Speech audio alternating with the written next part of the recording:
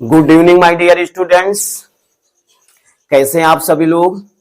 आशा करता हूं कि मेरे सारे बच्चे स्वस्थ होंगे, मस्त होंगे, व्यस्त होंगे और जबरदस्त होंगे और आपके पेरेंट्स भी बेहतर होंगे।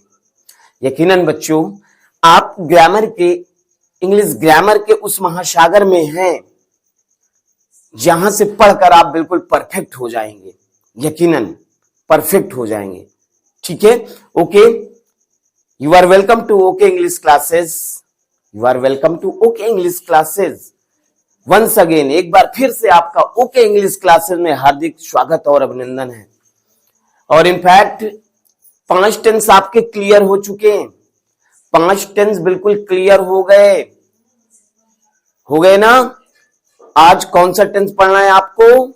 आज मेरे सारे बच्चों को कौन सा टेंस पढ़ना है? Past continuous tense. इसके पहले आपने पास्ट इंडेफिनिट टेंस का जबरदस्त अभ्यास किया है प्रैक्टिस सेट 5 में, है ना। आज जो टेंस पढ़ेंगे, छठा टेंस होगा आपका पास्ट कंटिन्यूअस टेंस। लेकिन पास्ट कंटिन्यूअस टेंस से पहले हेल्पिंग वर्ब पूछूंगा और सभी लोगों को क्रमशः हेल्पिंग वर्ब बताना है। ठीक है, चलिए। पढ़ने से पहले एक बार रिवाइज थोड़ा बेहतर होता है, अच्छा होता है, ताकि आपके माइंड में बिल्कुल सेटअप हो जाए और ये सदैव आपको याद रखना है। ओके, चलिए बताइए भाई, बताइए प्रेजेंट इंडेफिनिट टेंस की हेल्पिंग वर्ब क्या होती है? क्या होती है? वेरी गुड, डू या डज होती है, शाबाश। प्रेजेंट कॉन्टिन्यूअस टेंस की हेल्पिंग वर्ब क्या होती है? Very good, is am are होती है, शाबाश। प्रेजेंट परफेक्ट टेंस की हेल्पिंग वर्ब क्या होती है? बताइए क्या होती है? हैज या have, very good. Present perfect continuous tense की हेल्पिंग वर्ब क्या होती है? हैज बीन या हैव बीन। और पास्ट इंडेफिनिट टेंस की हेल्पिंग वर्ब क्या होती है? डिड। क्या होती है? Did, very good. चलिए अब नेक्स्ट सेंटेंस पढ़ेंगे सारे लोग, ध्यानपूर्वक पढ़ेंगे, मन से पढ़ेंगे, बिल्कुल दिमाग खोल कर पढ़ेंगे, ताकि ये सारी बातें आपके माइंड में बिल्कुल फिक्स हो जाएं, आपके मेमोरी में बिल्कुल फिक्स हो जाए। क्या मैं सही कह रहा हूं? क्या मैं सही कह रहा हूं? शायद इसीलिए आप पढ़ रहे हैं और शायद मैं इसीलिए पढ़ा रहा हूं कि जो भी पढ़ाया जाए आपको बेहतर तरीके से समझ में आ जाए, ताकि इन फ्यूचर आपके ये सारे यूज में आ जाए, आप इंग्लिश ग्रामर में बिल्कुल परफेक्ट हो जाए। ठीक है, ओके। चलिए देखिए, आप इस टेंस को टेंसों का काना राजा भी कह सकते हो। इस टेंस को क्या कह सकते हो? टेंसों का काना राजा होता ही है कौन? Past continuous tense. ठीक है, मजा आया? थोड़ा मजा आया ना? Very good. चलिए देखिए, पास्ट सबसे पहले क्या जानना है? सबसे पहले हमें पहचान जाननी है कि पास्ट कॉन्टिन्यूअस टेंस की पहचान क्या होती है। ओके, चलिए देखिएगा, समझिए। ट्राई टू अंडरस्टैंड एवरीवन, शाबाश, वेरी गुड। देखिए, जिन हिंदी वाक्यों के अंत में, कहा? जिन हिंदी वाक्यों के अंत में रहा था, क्या था? रहा था, कामा रहे थे, रहे थे, कामा रही थी,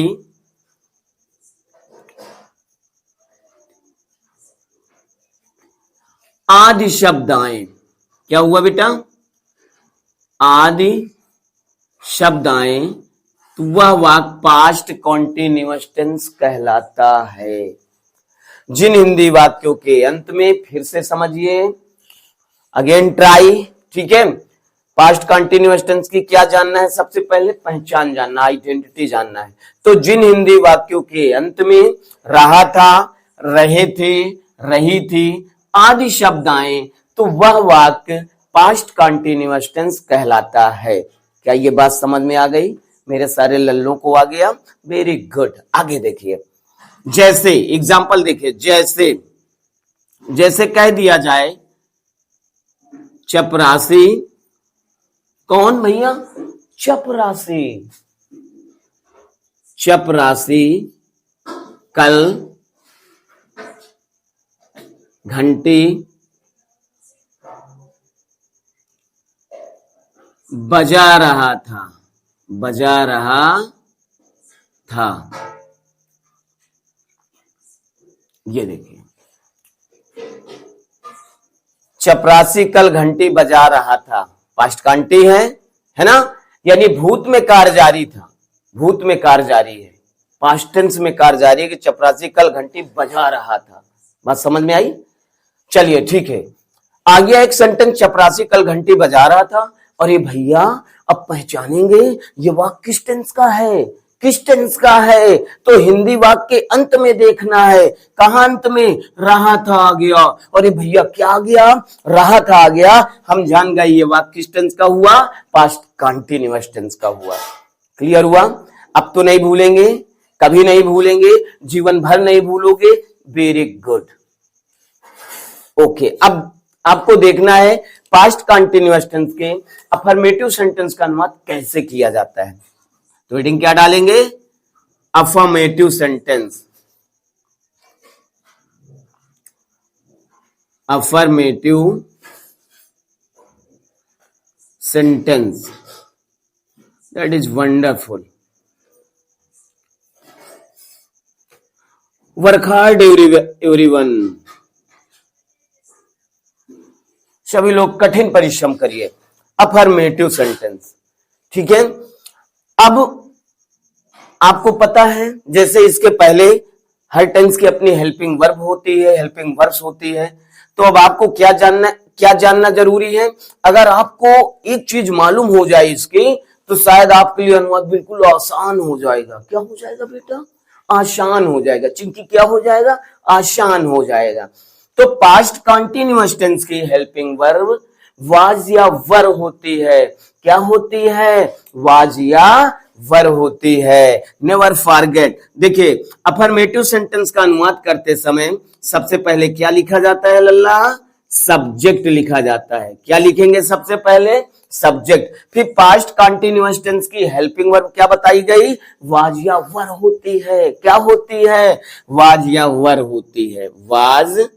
वाज या वर, ठीक है, मालूम हुआ। फिर इसके बाद क्या लिखते हैं? Main verb. अब देखिए, पास्ट में भूत में कार्य जारी है, कंटीन्यूअस है, कंटीन्यूअस है तो उसमें आईएनजी लगाते हैं ना लल्ला। तो मेन वर्ब में आईएनजी लगाएंगे। क्या लगाएंगे? आईएनजी, ठीक है। फिर इसके बाद ऑब्जेक्ट लिखते हैं। क्या लिखते हैं लल्ला? ऑब्जेक्ट लिखते हैं। ऑब्जेक्ट लिखते हैं। क्या लिखते हैं लल्ला? सॉरी, ऑब्जेक्ट लिखते हैं। ओबीजे ऑब्जेक्ट हो गया लल्ला। फिर इसके बाद क्या लिखते हैं? अदर वर्ड लिखते हैं। आपका फार्मूला क्रिएट हो गया, आई मीन बन गया। अब अनुवाद करना है। कैसे करना है? देखिए, समझिए और पढ़ाई का आनंद लीजिएगा। देखिए, जैसे कह दिया जाए, क्या कह दिया जाए? जैसे कह दिया जाए वह आज, क्या कह दिया जाए लल्ला? वह आज एक पत्र, समझिएगा, आज के स्थान पे कल करिए, ठीक है, पास्ट का है ना। वह कल, ध्यान नहीं देते आप ना, ध्यान नहीं देते ना। वह कल एक पत्र लिख रही थी। बिल्कुल सिंपल सेंटेंस, लिख रही थी। देखिए सेंटेंस क्या है? वह कल एक पत्र लिख रही थी। अच्छा, नहीं मजा आया? नहीं मजा आया? अच्छा देखिए, वह कल एक पत्र लिख रही थी, है ना। अब इसका अनुवाद कैसे करेंगे? तो अनुवाद करने से पहले ये देखते हैं कि ये वाक्य किस टेंस का है। अरे भैया, हमने देखा रही थी आया, तो ये तो भैया पास्ट कंटीन्यूअस टेंस का हो गया ना, हो गया। अब देखें, वह कल एक पत्र लिख रही थी, पास्ट कंटी का अफर्मेटिव सेंटेंस हो गया। इतना मालूम हुआ। अब अनुवाद कैसे करेंगे? सब्जेक्ट से। सब्जेक्ट क्या है? वह। अब देखो, ये पुल्लिंग है या स्त्रीलिंग है, मेल है या फीमेल है?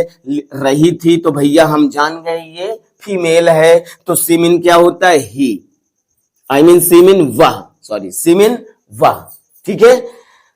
सी, अब हेल्पिंग वर्ब लगाना है, सब्जेक्ट के बाद क्या लिखना है, हेल्पिंग वर्ब लिखना है।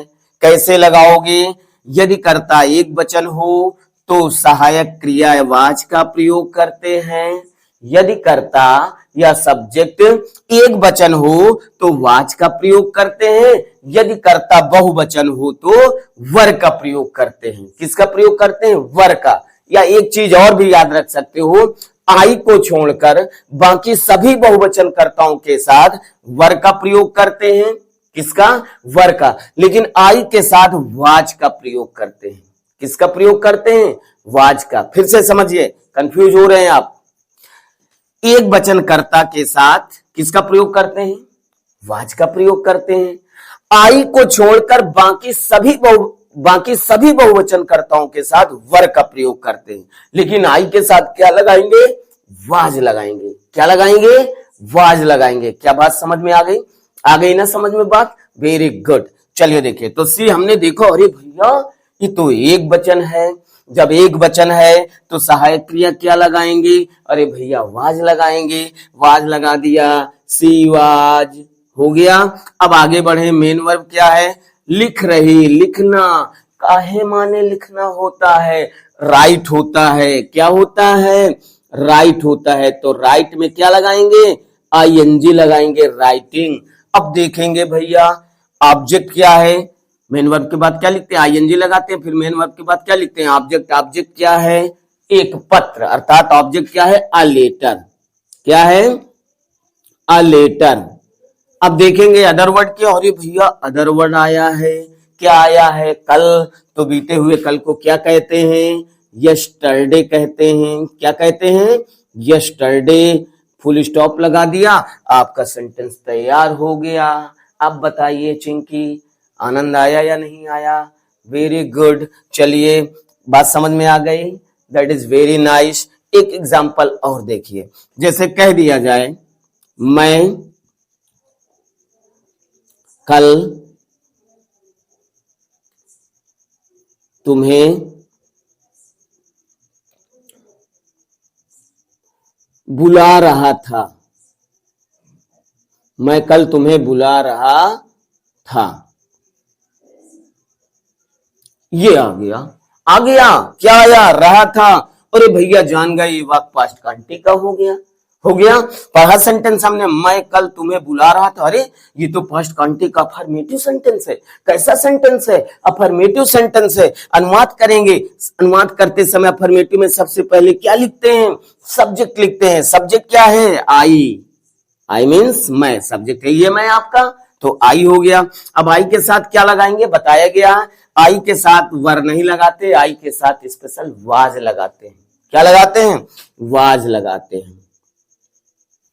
हो गया। फिर आगे बढ़िया, मेन वर्ब क्या? बुलाना। काय माने बुलाना होता है? कॉल। कॉल तो कॉलिंग हो जाएगा। अब ऑब्जेक्ट क्या है? तुम्हें, तो you. I was calling you. Other word क्या है? कल, यस्टरडे। क्या हो गया? यस्टरडे। Full stop. आपका सेंटेंस कंप्लीट हो गया चिंकी। हो गया ना कंप्लीट? हो गया ना चिंकी कंप्लीट? Very good. चलिए राइट नाउ इसे लिखिएगा। अब आ जाएंगे सभी बच्चों को, पास्ट कॉन्टिन्यूअस के अफर्मेटिव सेंटेंस बना लेंगे, प्रिपेयर कर लेंगे सभी लोग, बेहतर तरीके से सेंटेंस क्रिएट कर लेंगे। That is wonderful. In fact, you are bold students. शाबाश। Right now, right now. अब इसके बाद क्या पढ़ना होगा आपको? क्या पढ़ना होगा? Negative sentence. क्या पढ़ना होगा? Negative sentence. ठीक है? राइट नाउ अब क्या पढ़ेंगे बेटा? Negative sentence. अफर्मेटिव सेंटेंस बना लेंगे ना सभी लोग? Very good. Negative sentence. Negative sentence.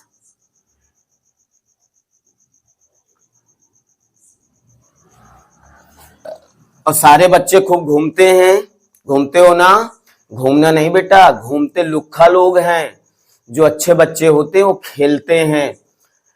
हर काम करिए घर का, अपने मम्मी पापा का हाथ भी बटाइए, सहयोग भी करिए, घर के काम भी करिए, वो भी नैतिक जिम्मेदारी है आपकी। लेकिन जो समय मिलता है तो इधर उधर वाले बच्चों के साथ, गंदे बच्चों के साथ आपको घूमना नहीं है कि गली गली आप घूमे, है ना, कि आप गली गली घूमे ना, कभी नहीं। आप जो समय मिलता है, अपना नहीं मिलता तो निर्धारित करिए अपना समय खेलने के लिए। खेलिए, क्रिकेट खेलिए, वॉलीबॉल खेलिए, हॉकी खेलिए, बैडमिंटन खेलिए, खेलिए, लेकिन घूमिए नहीं। बात समझ में आ गई ना? बात समझ में आ गई ना मेरे सारे लल्लों को? हाँ, मेरे कहने का मतलब अनावश्यक लोगों के साथ, बच्चों के साथ आपको नहीं घूमना। क्यों? क्योंकि आपको आगे जाना है, आपको आगे जाना है, कुछ करके दिखाना है, कुछ करके दिखाना है। इसलिए अपने कार्य में डटे रहो, लगे रहो और पूरे ईमानदारी से काम करना। ओके, चलिए देखिए निगेटिव सेंटेंस। अब क्या पढ़ना है लल्ला? Negative sentence. ठीक है, निगेटिव सेंटेंस को क्या कहते हैं? नकारात्मक वाक्य। सारे लोग जानते हैं, जान गए हैं। चलिए देखिए, अनुवाद करते समय इसका भी फार्मूला क्रिएट करते हैं। अनुवाद करते समय सबसे पहले क्या लिखेंगे निगेटिव में? सब्जेक्ट। अब जब सेंटेंस निगेटिव नहीं आएगा तो पास्ट कंटीन्यूअस टेंस की हेल्पिंग वर्ब क्या होती है? वाज या वर होती है। तो इनके साथ नॉट लग जाएगा, नॉट इंक्लूड हो जाएगा, वाज नॉट या वर नॉट। क्या हो जाएगा बेटा? वाज नॉट या वर नॉट।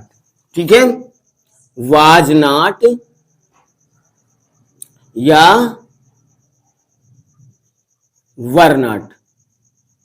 क्या हो जाएंगी श्रुति? क्या हो जाएंगी श्रुति हेल्पिंग वर्ब इसकी निगेटिव की? वाज नॉट या वर नॉट। Very good. फिर इसके बाद क्या लिखते हैं? मेन वर्ब में आईएनजी। क्या लिखते हैं साधना? क्या लिखते हैं साधना बेटा? मेन वर्ब में आईएनजी। फिर इसके बाद क्या लिखते हैं? ऑब्जेक्ट। क्या लिखते हैं? ऑब्जेक्ट। फिर इसके बाद क्या लिखते हैं मीना? क्या लिखते हैं बेटा मीना? क्या लिखते हैं? Other word. वेरी गुड बेटा इरफान, क्या लिखते हैं? अरे अदर वर्ड लिखते हैं भाई। मेरे लाल, मेरे गोवर्धन पर्वत, सुन पा रहे हो ना? हाँ, चलिए देखिए, मेहनत से पढ़िए। ओके, एग्जाम्पल देखिए बेटा। जैसे कह दिया जाए कि तुम कल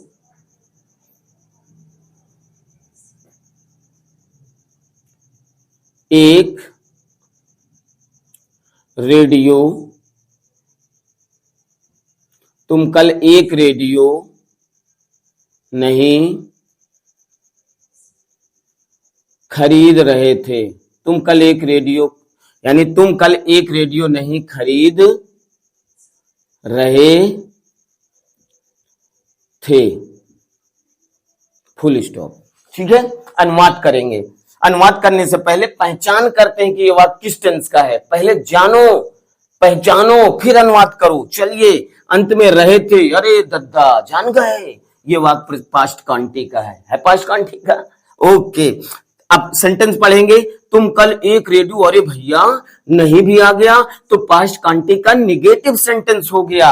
कैसा सेंटेंस हो गया? निगेटिव सेंटेंस हो गया। अनुवाद करना बिल्कुल आसान हो गया। देखिए सब्जेक्ट क्या है? यू। क्या है सब्जेक्ट? यू। अब देखो यू एक वचन है भैया या बहुवचन है? एक वचन है या बहुवचन है? तो हमने देखा यू, अरे भैया यू तो बहुवचन होता है। तो बहुवचन कर्ता के साथ क्या लगाओगे? वर नॉट लगाओगे। क्या लगाओगे लल्ला? वर नॉट लगाओगे। ठीक है, फिर मेन वर्ब क्या है? खरीद रहा, खरीदना। काहे माने खरीदना होता है? अरे भैया बाई। क्या होता है? बाई। इसमें क्या लगाएंगे? ING, buying. हो गया। ऑब्जेक्ट क्या है? एक रेडियो, तो a radio, RADIO। Other word क्या है? कल, यस्टरडे। क्या हो जाएगा? यस्टरडे। आपका अनुवाद क्या बना? क्या कंप्लीट हुआ? You are not buying a radio yesterday. You are not buying a radio yesterday, अर्थात तुम कल एक रेडियो नहीं खरीद रहे थे। अब बताइए, आ जाएंगे? आ जाएंगे। एक एग्जाम्पल और देखिए, एक एग्जाम्पल और देखिए। जैसे कह दिया जाए कल मेरी माताजी कल मेरी माताजी कल मेरी माताजी रामायण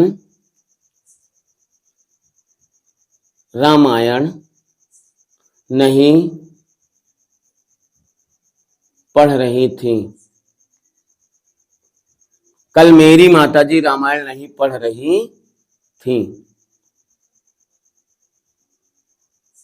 ठीक है,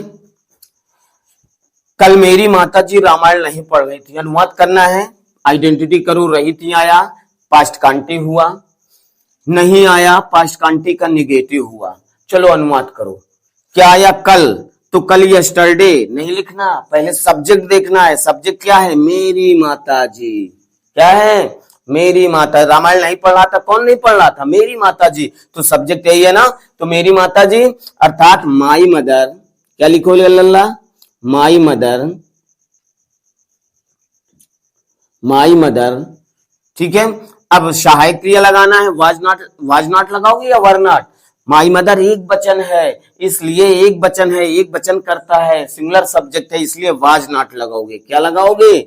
was not. My mother was not. पढ़ना रीड होता है या स्टडी होता है, तो reading. My mother was not reading, है ना, वाज नॉट रीडिंग। ऑब्जेक्ट क्या है? रामायण, तो द रामायण। क्या लिखेंगे? द रामायण। रामायण का पहला अक्षर कैपिटल से, और रामायण के पहले द लगाएंगे। क्या लगाएंगे? कोई भी धार्मिक ग्रंथ आए, वेद आए, पुराण आए, गीता आए, रामायण आए, महाभारत आए, कुरान आए, तो इनके पहले द लगाते हैं, और उनका हर एक पहला अक्षर कैपिटल से बनेगा। ठीक है, तो my mother was not reading the Ramayana कल। Other word yesterday. क्या हुआ लल्ला? Yesterday, yesterday, full stop. तो my mother was not reading the Ramayan yesterday. क्या क्लियर हुआ? आ जाएगा, मेरे सारे बच्चों को आ जाएगा। मेहनत करिए। अगर मेहनत नहीं कर रहे हो तो आप अपने पैर पे कुल्हाड़ी मार रहे हो। इस बात को याद रखना कि मैं क्या कह रहा हूं। इसलिए बिल्कुल लापरवाही नहीं, जब भी पढ़ो मन से पढ़ो, डेली पढ़ो, डेली पढ़ो, याद करो, अभ्यास करो। यही अच्छी आदतें हैं। यही अच्छी आदतें धीरे धीरे करके एक दिन आपको महान बनाएंगी। इस बात का मेरा दावा है, आपको महान बनाएंगी। ओके, बेहतर तरीके से पढ़ना है, अभ्यास करना है, और साथ में होमवर्क भी करना है। होमवर्क करना बहुत जरूरी है। कंप्लीट किया करिए होमवर्क। होमवर्क कंप्लीट करना है, यहीं पे लिखे दे रहा हूं। होमवर्क, होमवर्क में क्या करना है? आपका यह छठा टेंस है, छठवां टेंस है, तो सबसे पहले 6 टेंस की हेल्पिंग वर्ब आपको लिखना है। 6 टेंस की हेल्पिंग वर्ब लिखना है और लर्न करना है। ठीक है, हेल्पिंग वर्ब, 6 टेंस की हेल्पिंग वर्ब लिखना है आपको। ठीक है, और इसके बाद 20 सेंटेंसेज बनाने हैं। प्रेजेंट इंडेफिनिट से यहां तक 20 सेंटेंसेज बनाइए, हर टेंस से 2-2, 3-3। ठीक है, बात समझ में आई? ऐसा ना हो आगे का आता जाए और पीछे का सफा होता जाए, पूरी मेहनत व्यर्थ हो जाएगी। किसी चीज को, किसी बात को याद रखने के लिए उसका अभ्यास जरूरी होता है। क्या जरूरी होता है लल्ला? अभ्यास करना जरूरी होता है। Because skills come from practice. निपुणता अभ्यास से आती है। किससे आती है? अभ्यास से आती है। Very good. ओके, इतना कार्य आपको करना है। ठीक है, डेली करना है, डेली अभ्यास करना है। Thank you so much. Always go ahead and be happy. Thank you so much.